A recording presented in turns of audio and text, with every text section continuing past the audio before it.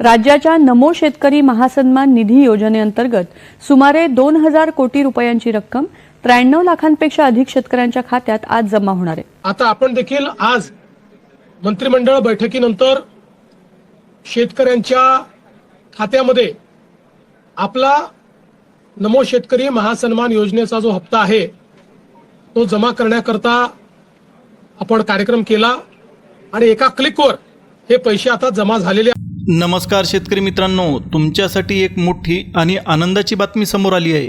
ज्या अपडेटची तुम्ही अनेक दिवस वाट बघत होता ती अखेर समोर आली। महाराष्ट्र शासनाच्या माध्यमातून नमो शेतकरी योजनेबद्दल अत्यंत महत्त्वाचा निर्णय घेण्यात आला असून आता 9व्या हप्त्याबद्दल स्पष्ट माहिती शासनाकडून मिळालेली आहे।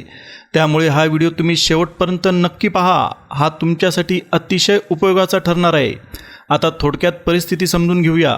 याआधी अनेक शेतकऱ्यांच्या खात्यात 8वा हप्ता जमा झाला होता, पण 9व्या हप्त्याबद्दल सतत संभ्रम होता।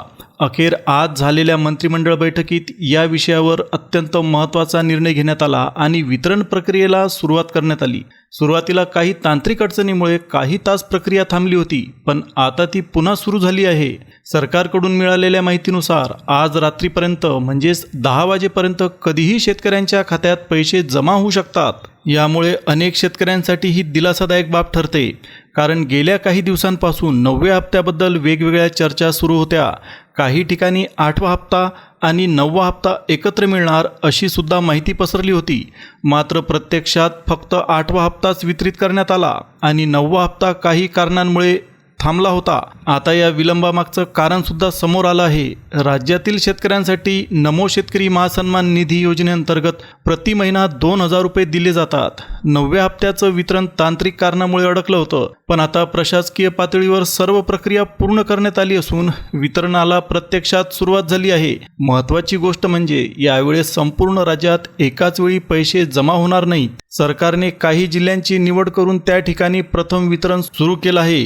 एकूण 15 जिल्ह्यांमध्ये सुरुवातीला पैसे जमा होणार। या जिल्ह्यांची यादी संबंधित बँकांना सुद्धा देण्यात आली, त्यामुळे तुमचा जिल्हा यादीत आहे का हे तपासणं तुमच्यासाठी अत्यंत महत्त्वाचं इम्पॉर्टंट ठरतं। आता उदाहरण म्हणून यवतमाळ आणि वर्धा या जिल्ह्यांपासून वितरणाला सुरुवात झाली। या भागातील पात्र शेतकऱ्यांच्या खात्यात निधी जमा होण्याची प्रक्रिया जलद गतीने सुरू आहे। आणखी एक महत्त्वाची गोष्ट लक्षात घेण्यासारखी आहे, काही शेतकऱ्यांना अजूनपर्यंत 8वा हप्ता मिळालेला नव्हता। अशा शेतकऱ्यांनी काळजी करायची काहीही गरज नाही। सरकारने स्पष्ट सांगितलं की जर मागील हप्ते प्रलंबित असतील, थांबले असतील तर ते 9व्या हप्त्यासोबतच पात्र शेतकऱ्यांच्या खात्यात जमा केले जातील। त्यामुळे काहींना एकाच वेळी 4000 रुपयांचा लाभ मिळू शकतो, तर काहींच्या वाट्याला फक्त 2000 रुपये येऊ शकतात। सोप्या भाषेत सांगायचं झालं तर ज्यांना आधीच 8वा हप्ता मिळालेला आहे त्यांना आता 9व्या हप्त्याचे 2000 रुपये जमा होतील आणि ज्यांचे मागील हप्ते बाकी आहेत त्यांना एकत्रित रक्कम मिळण्याची शक्यता आहे। त्यामुळे प्रत्येक शेतकऱ्याने आपलं बँक खातं नियमित तपासणं गरजेचं ठरतं। एकंदरीत पाहिलं तर ही अपडेट शेतकरी बांधवांसाठी नक्कीच दिलासादायक ठरते।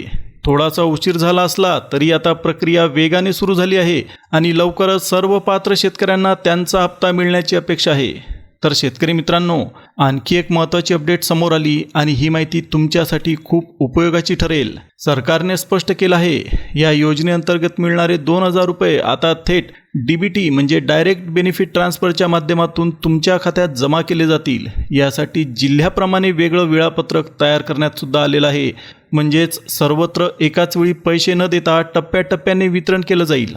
आता कोणत्या जिल्ह्यापासून सुरुवात होते ते सुद्धा समजून घेऊया। बुलढाणा आणि अकोला या जिल्ह्यांना प्रक्रियेमध्ये प्राधान्य देण्यात आलं। बँका उघडल्यापासून प्रत्येक तासाला काही प्रमाणात रक्कम जमा करण्याचं नियोजन सरकारकडून तयार करण्यात आलं आहे। यामागचा उद्देश स्पष्ट दिसतो, सर्व्हरवर ताण येऊ नये आणि प्रक्रिया सुरळीतपणे पार पडावी। त्यामुळे यावेळी वितरण अधिक पारदर्शक आणि व्यवस्थित पद्धतीने होताना दिसत आहे। आता इथे एक अत्यंत महत्त्वाची गोष्ट लक्षात ठेवा, सरकारने ज्या 15 जिल्ह्यांची यादी तयार केली त्यामध्ये तुमचा जिल्हा आहे का हे एकदा तपासून घ्या। जर तुमचं नाव यादीत असेल तर तुमच्या खात्यात पैसे जमा होण्याची शक्यता खूप जास्त आहे, पण त्यासाठी काही अटी पूर्ण असणं सुद्धा गरजेचं ठरतं। सर्वात महत्त्वाचं म्हणजे बँक KYC आणि आधार लिंकिंग पूर्ण असणं अत्यंत महत्त्वाचं आहे।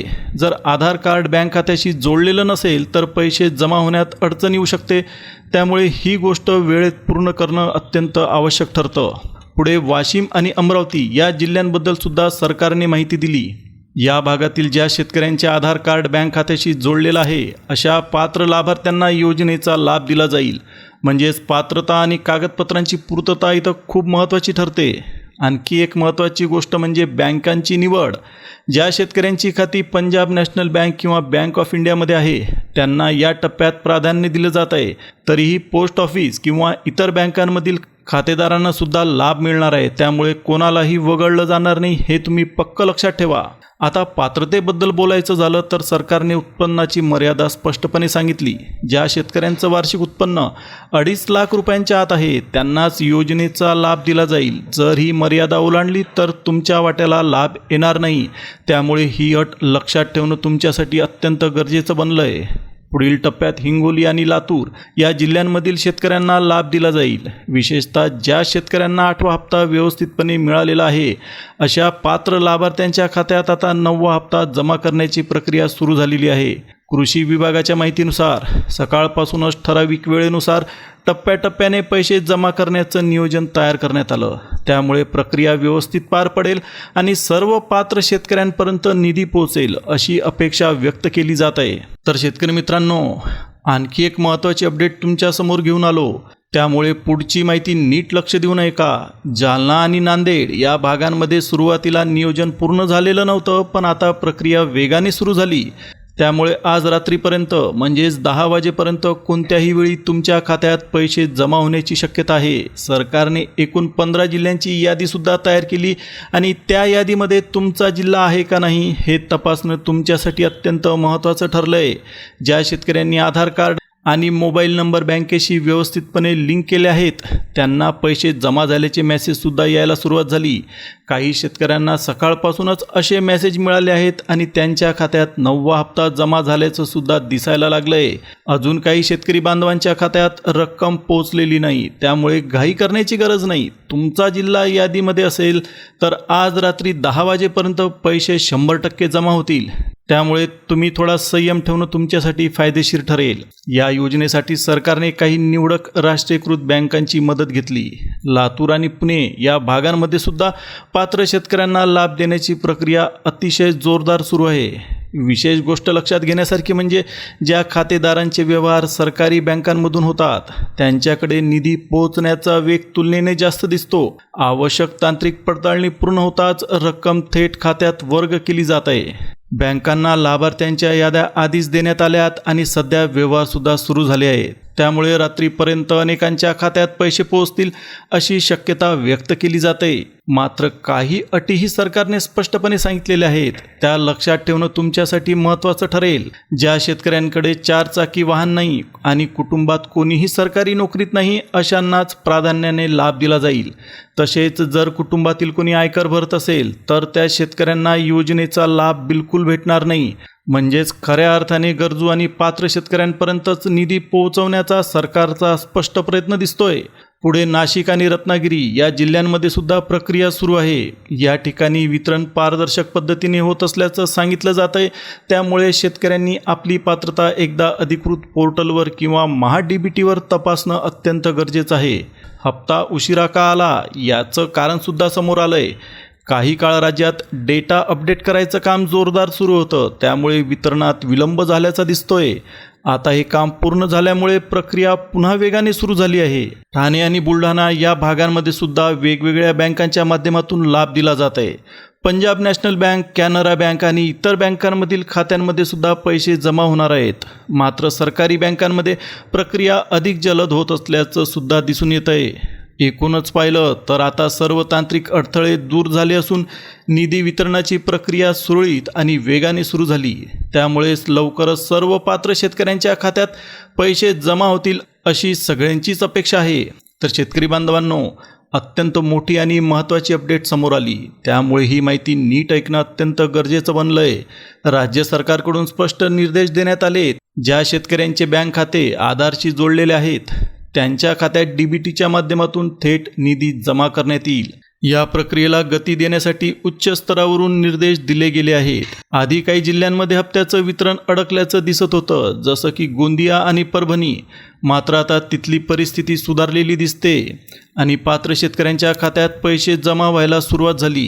त्यामुळे ज्यांना आधी लाभ मिळाला नव्हता त्यांना सुद्धा आता दिलासा मिळताना दिसतोय. बँकेबद्दल अनेकांच्या मनात संभ्रम असतो. काही शेतकऱ्यांची खाती खाजगी बँकांमध्ये आहेत तर काहींची सरकारी बँकांमध्ये. मात्र महत्त्वाचं म्हणजे बँक कोणतीही असली तरी सुद्धा लाभ 100% मिळणार. ICICI बँक, ॲक्सिस बँक किंवा इतर कोणतीही बँक असो, सर्व खात्यांमध्ये रक्कम 100% जमा केली जाईल. फरक एवढाच तो म्हणजे सरकारी बँकांमध्ये प्रक्रिया थोडी वेगाने पूर्ण होईल तर खाजगी बँकांमध्ये थोडा वेळ लागू शकतो. आता लक्ष देण्यासारखी गोष्ट म्हणजे 15 जिल्ह्यांची यादी. सरकारने पहिल्या टप्प्यात या जिल्ह्यांमध्ये वितरणाला सुरुवात केली. या यादीत तुमचा जिल्हा आहे का हे तपासणं खूप गरजेचं बनलंय, कारण या टप्प्यात फक्त निवडक जिल्ह्यांमध्येच निधी दिला जातोय. सरकारच्या माहितीनुसार काही शेतकऱ्यांना एकाच वेळी 2 हप्ते मिळू शकतात. त्यामुळे खरीप हंगामासाठी तयारी करताना त्यांना आर्थिक मदत मिळणार. विशेषतः अमरावती आणि अकोला या जिल्ह्यांमध्ये पहिल्या टप्प्यात लाभ देण्यावर भर दिला जात आहे. वितरणाची प्रक्रिया सुरळीत पार पडावी म्हणून प्रत्येक तासाला वेगवेगळ्या जिल्ह्यांमध्ये रक्कम जमा करण्याचं नियोजन आपल्या महाराष्ट्र शासनाकडून करण्यात आलं. तसे स्पष्ट निर्देश आपले लाडके मुख्यमंत्री देवेंद्र फडणवीस यांनी संबंधित विभागांना सुद्धा दिले आहेत. यामुळे सर्व्हरवर ताण कमी राहील आणि पात्र शेतकऱ्यांपर्यंत निधी वेळेत पोहोचू शकेल. या संदर्भात विश्वसनीय स्रोताकडून सुद्धा अशीच माहिती समोर येते. सध्या ही संपूर्ण प्रक्रिया अंतिम टप्प्यात पोहोचलेली आहे. यवतमाळ आणि अकोला या जिल्ह्यांमध्ये सुद्धा वितरणाला सुरुवात झाली असून त्या ठिकाणी अक्षरशः आनंदाचं वातावरण पाहायला मिळतंय. अनेक शेतकऱ्यांच्या खात्यात रक्कम जमा झाल्याचं सुद्धा दिसायला लागलं आहे. गेल्या काही महिन्यांपासून शेतकरी 9व्या हप्त्याची अत्यंत आतुरतेने वाट बघत होते.